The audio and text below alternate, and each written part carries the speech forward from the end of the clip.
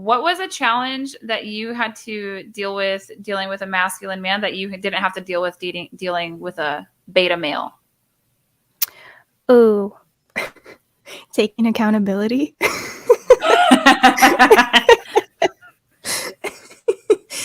um, all jokes aside, seriously, taking accountability for anything that I would do that maybe I didn't even know that I was doing something wrong, because it was just so, like, I guess, natural to me. And nobody ever really, um, in a sense, put me in my place and made me take accountability for my actions and for the things that I would say and all of that kind of stuff. So when we first started to get more serious and I would do something wrong or something, I would just kind of like, like just play it off like, oh, it's not that big of a deal. It's not a big deal.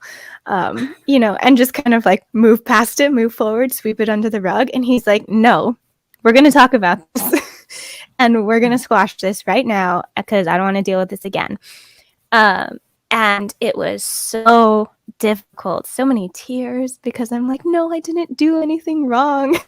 Even if I did, like so many tears simply because he was making me own up to my own stuff.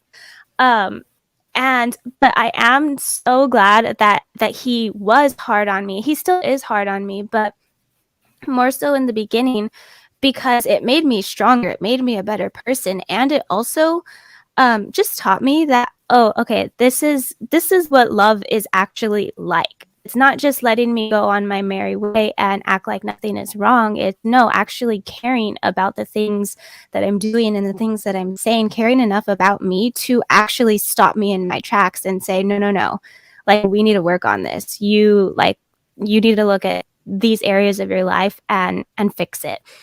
And you're going to be happier, I'm going to be happier, and we'll have a better life because of it. You just got to do the work.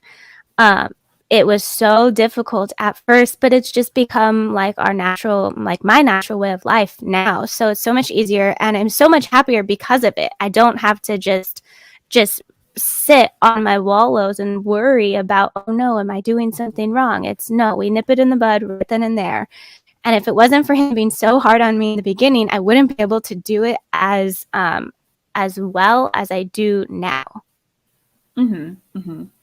I obviously agree. This is a couple of two pick-me's in a pod. I am not sorry. I know every time two feminine women meet and do a live stream, a feminist loses her wings, but they can go ahead and cope with that if they want. I would say for me, dealing with a masculine man, what is tough is that disagreeable personality trait, because nice guys are not successful. Nice guys are not leaders. So if you do have a leader, he's willing to push back and say, hey, I don't like that. Hey, please don't do this. And, sometimes it's good when they're able to offer up an explanation, especially if you, as the woman, ask. But I also think sometimes we ask too many explanations, because at some point you just have to be like, obviously he's making this recommendation because he cares about me and he loves me. Like, it's not always this grand conspiracy and reading into things. I would say, I think a couple weeks ago, my husband sighed and I was like, it's like, so like, did I do something wrong? It's like, are you mad? He's like, I'm breathing. I was like, oh, okay. My apologies. Apologies. Yeah. And that's what I want to get through to young women, because I've met actually some real pleasant feminine women and they're like, oh my gosh, I am so emotional. But it's only the self-aware women I know that I would identify as emotional, or more so hyper emotional. Women who are ignorant of their own true nature, they won't say that they're emotional. They think they're the most logical beings of all time, and you watch them flip out in front of your eyes. So if you have a woman who even would admit that she's emotional, I would say that puts her ahead of the game of most women. And to just understand, even the best wives, like, they still mess with their husbands. They totally do. Even the best girlfriends, like, we're going to have our moments, but it's like, how do you move through that? How do you make it up to your man if you have to?